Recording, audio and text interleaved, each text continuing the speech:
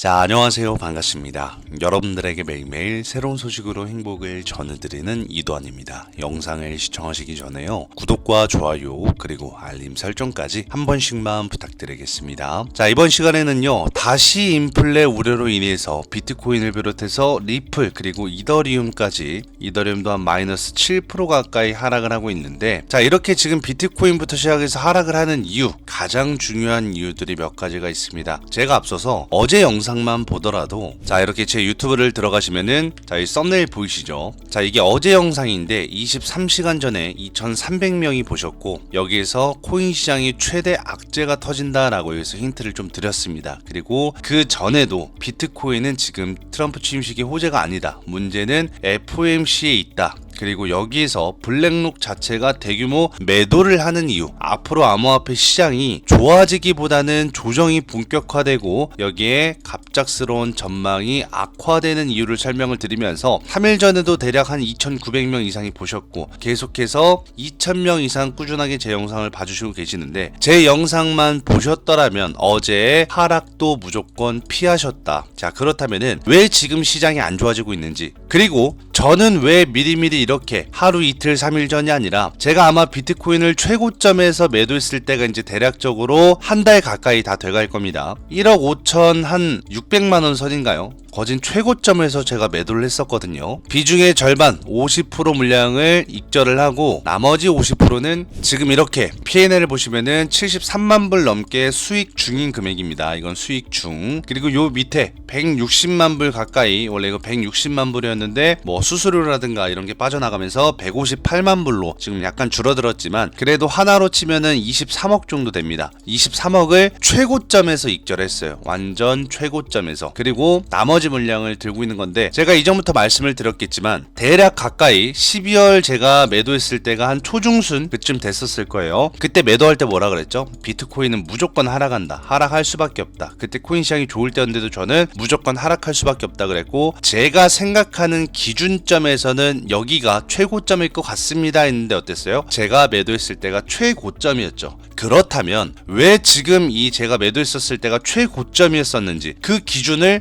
무엇으로 제가 정했는지, 그 기준이 앞으로는 어떻게 될 것인지, 이 전망들을 여러분들한테 팩트로만 말씀을 드리려고 합니다. 결국에는 투자판에선 뭐예요? 수익 중인 사람도 의미가 없습니다. 익절을 해놔야지. 익절을 해야 결국엔 내 돈이 되는 거잖아요. 결과론을 지어야지 그게 정말로 의미가 있는 건데, 저는 이미 1차 비중이 50% 이상의 물량을 매도를 해놓고 지금 대략 260만 불 가까이 보유 중이거든요. 그 중에서 절반은 이 비트코인에서 수익 본 160만 불, 그리고 이미 지금 수익도 73만 불 이상 수익을 보고 있기 때문에, 자, 앞으로에 대한 암호화폐 시장의 전망들을 좀 말씀을 드리려고 합니다. 자, 그렇다면은 어젯밤에 비트코인이 대략적으로 오늘까지 해서 한 마이너스 5%까지 지금 빠지고 있어요. 그리고 이더리움도 지금 마이너스 한 7% 가까이 빠지고 있고요. 어제부터 리플 또한 마찬가지로 빠지고 있습니다. 자, 이렇게 빠지고 있는 코인들이 왜 빠지고 있는지가 가장 중요한 건데, 제 영상에서 어제 제가 말씀드렸겠지만 가장 중요한 거는 지금 뭐다? 경제랑 거시적 경제가 정말 문제가 많다. 그래서 지금 인플레라든가 금리 인상까지 나올 수 있다라고 했는데, 어제 귀신같이 연준에서 금리 인상한다는 이야기도 나왔었죠. 자, 여기 보시면은 트럼프 취임 앞두고 비트코인 둔화 전망, 우리 이거 한 달 전부터, 저 매도했을 때부터 비트코인 둔화 전망에 대해서 얘기를 했었고, 그 중에 제가 팩트체크로 얘기했었던 게 금리 변수가 있을 거라고 분명 말씀을 드렸었습니다. 이거는 거시적 경제를 어느 정도 봐서는 몰라요. 왜? 누구나 다 금리 인하를 할 거라고 외치고 있었거든요. 하지만 실질적인 수치와 지표를 볼 줄 아는 사람들이라면은 지금 계산적으로 봤을 땐 금리 인하 쉽지 않겠다라는 거를 계산을 하셨을 겁니다. 두 번째, 인하뿐만이 아니라 금리 동결도 악재인데, 여러분도 아시겠지만 금리 동결도 악재입니다. 근데 금리 변수에 인상이란 이야기까지 나오고 있어요.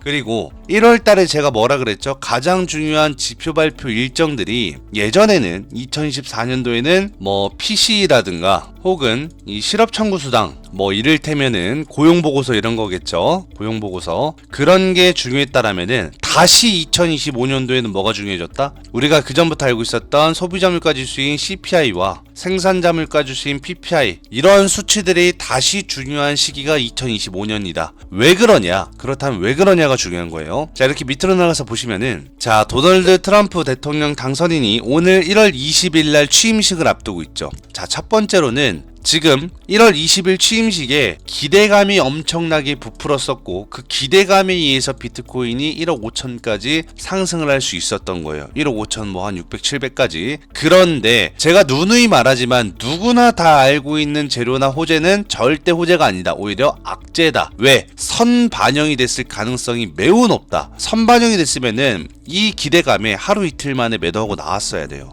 두 번째, 가장 팩트 중에 하나는 바로 요거죠. 월말에 미국 연준에서 뭐를 한다? 금리 결정을 합니다. 금리 결정을 하는데, 여기에 금리가 인하를 합니다 해도 비트코인이 상승하기 어려운 시국인데 갑자기 동결이라는 메시지가 나왔고, 동결이면 당연하게 여러분들 비트코인에는 악재로 작용됩니다. 그리고 한 가지 아셔야 되는 거는, 이번에 금리 인하를 몇 번 한다 그랬어요. 총 4회에서 2회로 줄였었죠. 그런데 지금 금리 인하 1회도 못할 수도 있다라는 말이 돌고 있습니다. 최대의 악재가 나온 거죠. 최악입니다, 지금. 그러한 상황에서 비트코인 상승세가 약화될 수밖에 없는 거고요. 여기에서 가장 중요한 건 뭐라 그랬어요? 1월 초에 많은 지표 발표 일정들이 있고, 그 중에서도 연준들의 의사록 공개라든가 혹은 개별적인 언론 발표들도 많아요. 근데 그게 왜 중요하냐? 이 미국이라는 나라는 각 지역마다 뭐 연준 의장, 뭐 연준 의원 등등 의견들이 대부분 다르거든요. 그 의견들이 대부분 다른데 우리는 평균점을 찾아야 돼요. 평균점. 이 평균점에서 연준 이사들이 하는 말들이, 이번에 1월 달에 소비자 물가 지수인 CPI가 좋지 못하게 나올 수 있다. 그리고 PPI도 마찬가지로. 그게 왜 그러냐? 보니까 인플레가 잡혀야 되는데 여태까지 인플레가 하나도 잡히지 않았다. 심지어 나스닥도 아직 최고점입니다. 그리고 엔비디아가 꺾이기 시작을 했어요. 그렇다라는 말은 뭐예요? 최소한 1년 동안은 조정이 올 수 있다라는 건데, 1년 동안 조정이 오고 난 상황에서야 금리 인하는 쉽게 할 수 있지만, 아직 오지도 않았는데 금리 인하를 한다? 이건 말이 안 되는 겁니다. 왜? 거품이 가라앉지도 않았는데 금리 인하를 할 수 있다? 이거는 말이 안 되거든요, 애초에. 그리고 자, 요 밑에 보시면은 이런 말을 하죠. 이 CME 그룹에서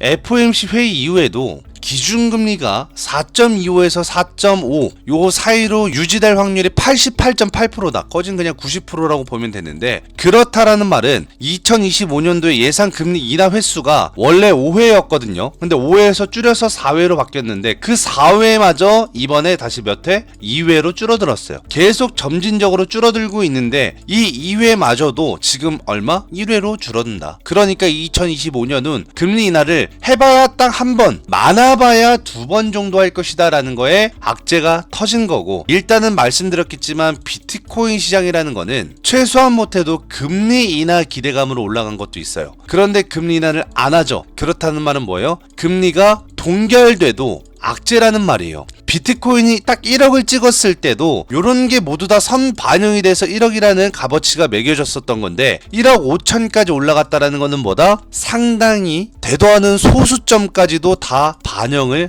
했다라는 거고, 반영을 한 상태에서 기관 투자자들은 이게 거품인 걸 알고 뭐다? 전부 다 빠져나갔다. 블랙록도 마찬가지로 지금 뭐다? 비트코인 대량 매도하고 나갔죠. 계속 지금 매도를 하고 있는 거고, 이러한 상황에서 더 중요한 건 뭐냐? 우리가 팩트체크로 봐야 될 거는 여기 비트코인이 금리 동결만 해도 비트코인의 가격은 내려간다. 왜? 우리는 애초에 금리 동결도 작년으로 봤을 때는 2025년도는 이제 풀리겠구나. 슬슬 풀리면서 금리 인하하면서 비트 올라가고 알트코인 불장 나오겠구나. 다 이런 생각을 했는데 동결 생각 쉽사리 하지 못했습니다. 왜? 그동안 너무 힘들었었거든, 시장 자체가. 그런데 알고 보니까 시장이 힘든 게 아니라 그냥 단순히 개인들만 힘들어할 뿐, 오히려 나스닥 같은 경우, 엔비디아 같은 경우, 혹은 코인 시장에 투자했던 홀더들 보면 전부 다 돈을 다 벌었어. 지금도 수익 중인 사람 많을 거야 아마. 그런데 이런 거를 다 값어치를 반영을 했을 때 연준에서는 아직까지 거품이 많이 껴서 동결도 사실상 거진 99%다. 그리고 차라리 금리 인하 횟수를 더 줄여버리자. 1회로 이러한 말들이 나오면서 어떻게 됐다? 비트코인이 상승분을 반납하고 팩트는 금리 동결 가능성이 마이너스 5% 빠진 거예요. 금리 동결 가능성에. 그럼 여기에서 금리 동결 플러스 금리를 인상할 수도 있다라는 이야기 나오면 어떻게 되겠어요? 최소한 10% 빠집니다. 자,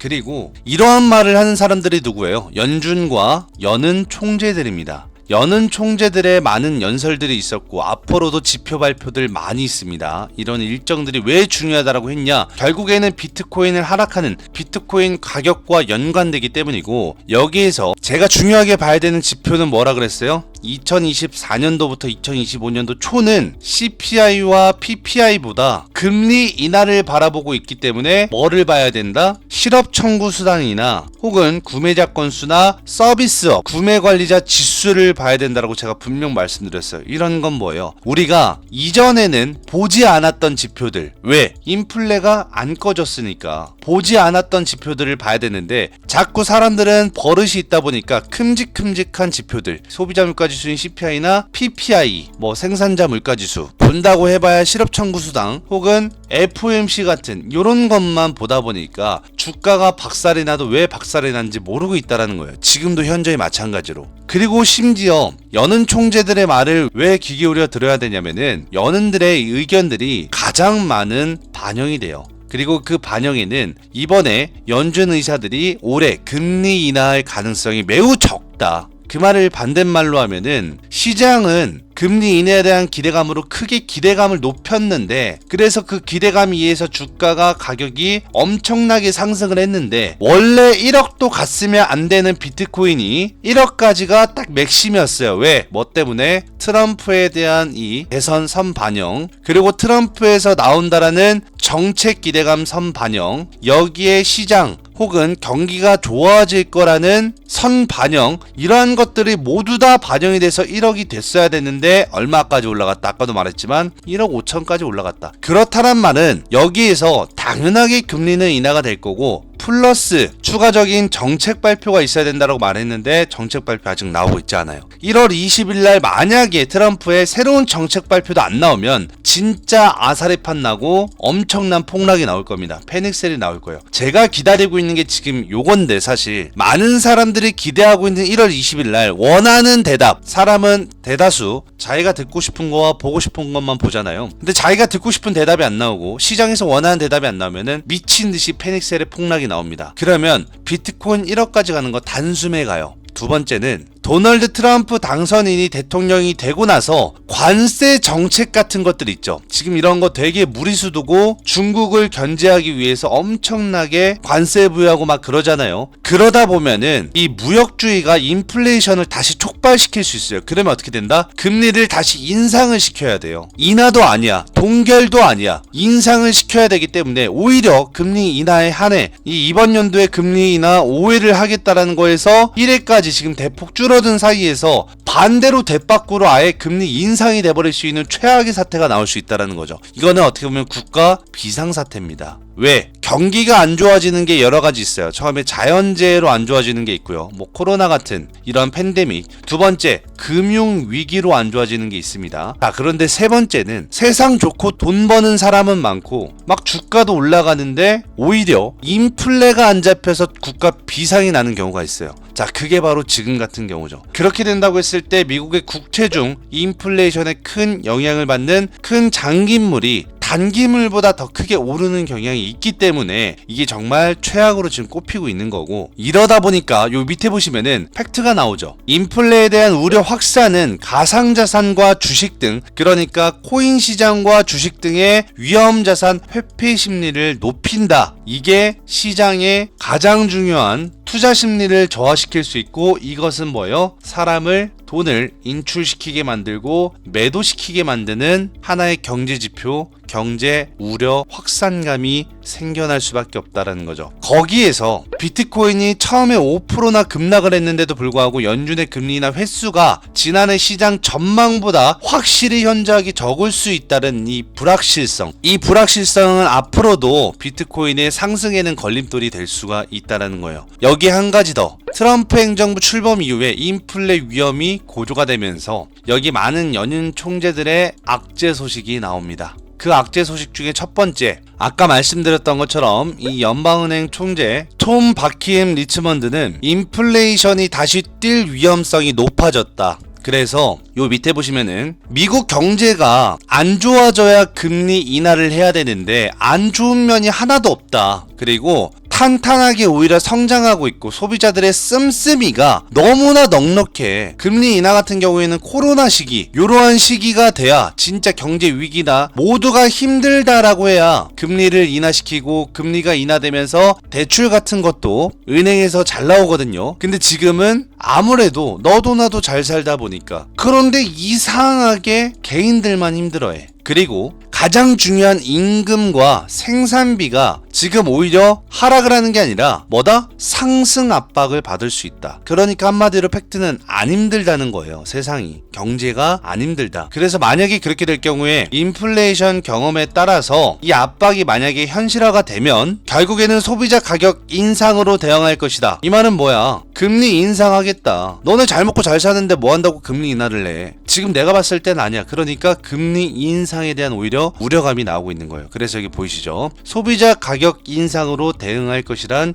예상도 나오고 있다. 그래서 여기에서 트럼프 2기 행정부의 정책들이 최근 하락세를 주춤한 이 미국의 인플레이션을 다시 자극하고, 여기 트럼프는 뭐다? 사업가다. 오히려 지금의 상황에서 미국 경제를 살리기보다는 오히려 한번 죽여놓고 패닉셀로 인한 폭락이 나와서 힘들게 해놓고 나서 다시 경제를 보다 위로 살려도 늦지 않는다라는 역시나 똑똑한 마인드를 가지고 있습니다. 그래서 트럼프 2기 행정부는 이러한 정책들이 계속해서 나온다라고 봤을 때 최소한 금리 인하를 안 할 경우도 상당히 농후하다라는 거예요. 그리고 이 가장 중요한 제롬 파월 연준 의장의 말에도 지금 위기가 오고 있습니다. FOMC 회의 이후에 기자회견에서 이런 말을 했었죠. 당장은 인플레이션이 하락할 것으로 전망은 하고 있으나 내가 봤을 땐 안 그럴 것 같은데, 하반기에는 달라질 것 같은데, 뭐가? 트럼프 2기 행정부가 정책이 어떤 게 나올지는 모르지만 어떠한 하나의 정책이 나오면은 전망이 크게 바뀔 가능성이 매우 높다. 그렇다는 말은 뭐예요? 트럼프는 오히려 지금 시장이 힘들지 않아 하기 때문에 시장을 한번 죽여놓을 가능성이 있다. 시장을 죽여놓고 저평가 구간에서 금리를 인하하겠다는 발언을 하면서 주가를 올릴 가능성이 높고, 지금 현저하게 뭐다? 잘 먹고 잘 산다. 그러다 보니까 비트코인은 어때요? 주식이며 지금 암호화폐 코인 시장까지는 수급들이 뭐예요? 전부 다 좋았어. 왜? 경기가 좋아질 거고 여기에 따라서 트럼프의 정책들이 나올 거며 트럼프가 나라를 살릴 거다. 트럼프는 암호화폐의 대표적인 선두주자다 이러면서 주식과 코인 모두 다 오르고 있는데 아닙니다. 결국에는 미국이 사야 오르는데 그 사야 되는 게 바로 코인과 주식이죠. 주식이랑 코인 또한 누군가 사줘야, 지금 팔고자 하는 매도세보다 반대로 사고자 하는 사람이 더 많아져야 주가가 올라가는 건데, 결국에는 이 지표를 봐야 한다. 여기에서는 자세하게 말이 안 나오지만 무슨 지표를 봐야 되냐? 바로 앞으로 있을 미국의 기준이 될 만한 지표들을 봐야 된다라는 거예요. 일단 여러분들이 아는 소비자 물가 지수 CPI와 PPI나 혹은 뭐 실업 청구 수당이나 혹은 FOMC나 이런 건 당연한 거고, 이건 이제 기본적으로 깔고 가야 되는 거고, 2025년도에 봐야 되는 그 기준표가 있어요.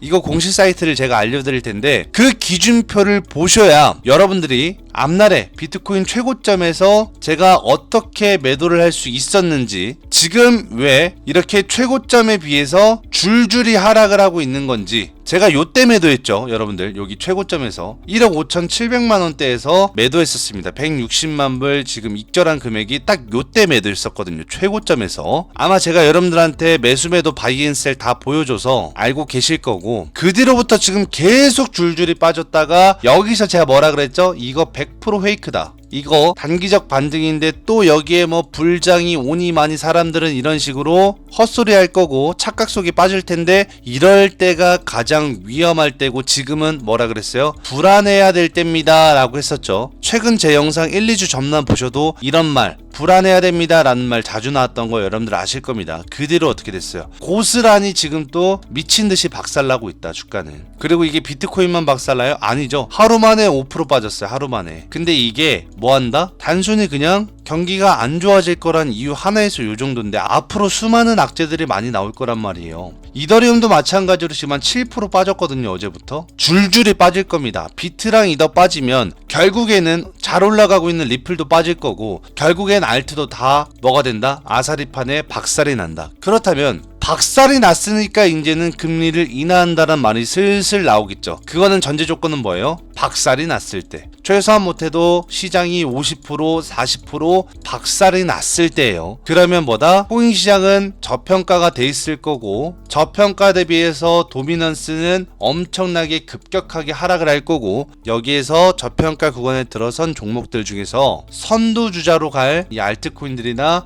혹은 비트코인이 가격이 우상향을 하는 그림이 나온다. 저는 그 시기를 계속 기다리고 있다라고 말씀을 드렸던 거고, 어제, 엊그저께, 저번주, 이번주 제 영상만 보셨더라도 이런 하락빔 절대로 맞지 않으셨을 거다. 그래서 오늘 영상에서는 제가 계속해서 주의를 좀 드리겠지만, 이런 패닉셀들 기본적으로 눈 감았다 뜨면 비트 막 3% 5% 빠져있고, 특히나 이더리움이나 조심하세요. 리플도 빠집니다. 리플도 이제 아마 이거 순환매로 빠질 거예요. 순차적으로 빠질 거기 때문에, 순차적으로 빠진 상황에서 이게 달라요. 금융위기 같은 게 찾아왔을 때는 순차적으로 안 빠지고 단숨에 한 번에 다 같이 빠집니다. 한마디로 다 같이 폭락이 나온다라는 거죠. 근데 지금 금융위기도 아니야. 경제 위기도 아니야. 그러다 보니까 뭐다? 빠질 때도 순환매로 빠진다. 이게 경우의 수에 따라 진짜 다 다르거든요. 그래서 뭐 한다? 경험을 해본 사람만이 알 수 있고, 이게 바로 경험치다. 제가 12년 동안 매매를 하면서 항상 제가 말했던 게 미래에 그대로 반영이 되고 실행이 되죠. 귀신같이. 그리고 제가 계속해서 지표 발표 중요하다, 금리 인하 안 될 거다, 이런 식으로 말하는데 어떻게 돼요? 이렇게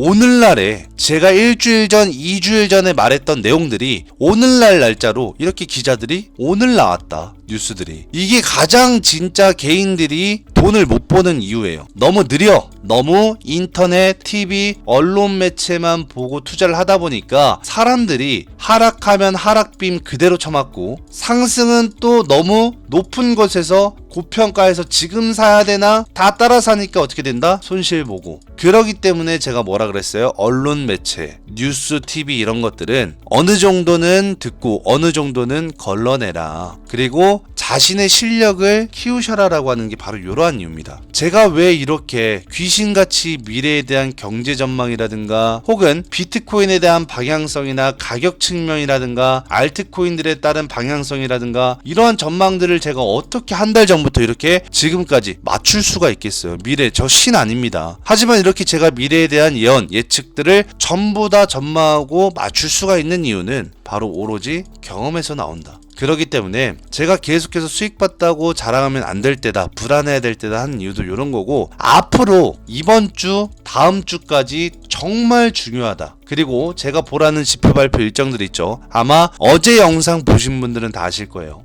어제 제 영상 보신 분들, 앞으로는 또 최악의 팬데믹까지 나옵니다. 중국, 미국, 인도, 여러분들 아시겠지만 인도가 인구수 1위입니다. 중국이 2위고요. 뭐 미국 말해 뭐해 3위잖아요. 자, 이렇게 보시면은 지금 2014년도 기준으로 가장 많은 인구수가 인도입니다. 1위. 2위가 중국이에요. 3위 미국이에요. 1, 2, 3위. 지금 전 세계를 좌지우지하는 인구수 가장 많은 나라 인도, 중국, 미국이 지금 뭐다? 전부 다 이렇게 확산, 코로나, 제2의 코로나라고 부르는 쿼드 팬데믹이 왔다. 쿼드면 한 가지 코로나가 아니라 그 코로나 같은 게 네 가지가 확산이 됐다라는 거거든요. 제 영상에서 어제 이렇게 다 설명을 해드려요. 영상 들어가서 한번 보시면 아시겠지만, 그리고 미국의 주가, 미국 주식들 있죠. 팔란티어라든가 엔비디아, 혹은 국내 주식부터 코인 시황까지 전부 다 말을 하니까 한 번씩 보시고, 금융 위기가 왜 터지려고 하는지도 한번 보시고, 이렇게 썸네일 같은 경우에 제가 팩트 체크되어 있는 이러한 기사들은 믿고 보셔도 된다라는 기사들이거든요. 요런 것들은 꼭 여러분들이 보셔야 되는 내용이다. 요런 것만 봐도 거시경제의 절반은 볼 줄 안다라는 거예요. 그러니까 제 영상은 앞으로보다 미래를 예측하는 영상이 지금 3년 동안 유지됐죠. 3년 동안 제가 미래를 어떻게 이렇게 맞출 수 있겠습니까? 한두 번은 운이지만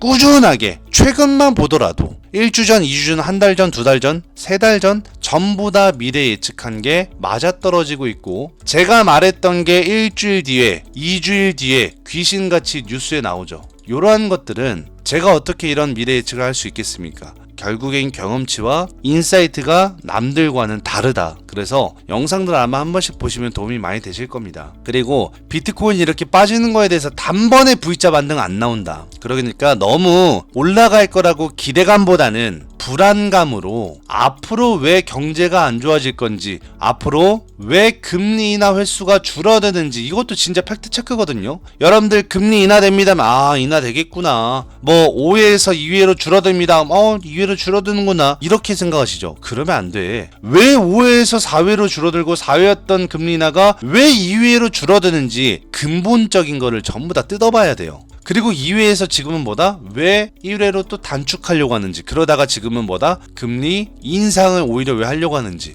이러한 것들, 항상 중요한 건 메타는 거시경제에서 시작을 해요. 코인의 가격이라든가 주식 가격이라든가 부동산이라든가 전부 다 보다 큰 틀은 거시경제 안에 있다. 그렇기 때문에 제가 계속 거시경제를 중요시하게 보라는 이유입니다. 그러면 여러분들처럼 이렇게 푸근하게 최고점에서, 그냥 고점도 아니야, 최고점에서 항상 매도를 하고, 제가 샀을 때가 보다 항상 최저점이었죠. 최저점 부분에서 저 비트코인도 얼마에 매수했냐? 64,000달러에서 매수했어요. 이거 하나로 치면 얼마예요? 제가 앞전에 5천만원대에서 7천만원대까지 비트 매수하고 한번 매도했었죠. 1차 매도. 그리고 다시 7천에서 상황 봐서 기회 오면 매수하겠습니다 했는데, 기회를 안 주고 패닉셀이 안 나오길래 얼마에서? 8천만원대에서 매수했죠. 그리고 얼마에 팔았다? 1억 5,700만원대에 팔았습니다. 그럼 몇 배야? 거진 또 비트코인으로만 해도 100%에 가까운 수익을 또 보고 매도한 거잖아요. 90% 이상, 비트코인으로만 90% 이상 수익을 봤어요. 그리고 이렇게 근본적으로 또 매도를 해놓고 지금까지도 수익 중이다. 왜 수익 중인 게 계속 유지가 될 수 있나? 평단가가 낮기 때문에, 진입 가격이 낮기 때문에 심리 상태부터가 달라질 수밖에 없다라는 거예요. 그러려면 뭐다? 미래에 대한 전망을 빠삭하게 알고 있어야 된다. 함부로 예측하면 안 되고 함부로 예단하면 안 되지만, 우리는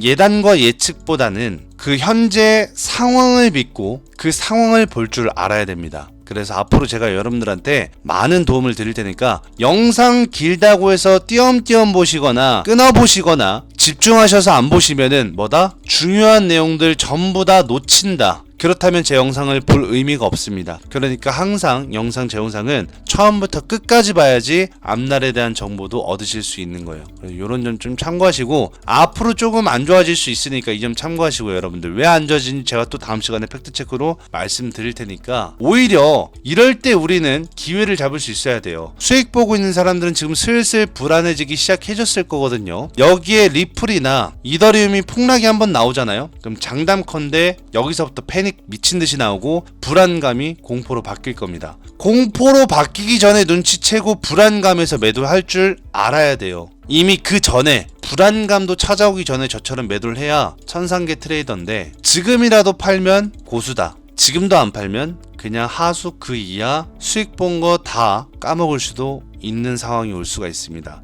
가장 중요한 건 자연재해인 쿼드데믹, 제2의 코로나 같은 지금 자연재해가 오고 있다라는 거, 이 점 참고하시고 오늘도 영상 끝까지 봐주셔서 감사하고요. 구독과 좋아요 버튼 한 번씩만 누르시고 다음 영상에서 더 좋은 소식으로 찾아뵙도록 하겠습니다. 여태까지 영상을 끝까지 시청해주셔서 정말 감사합니다.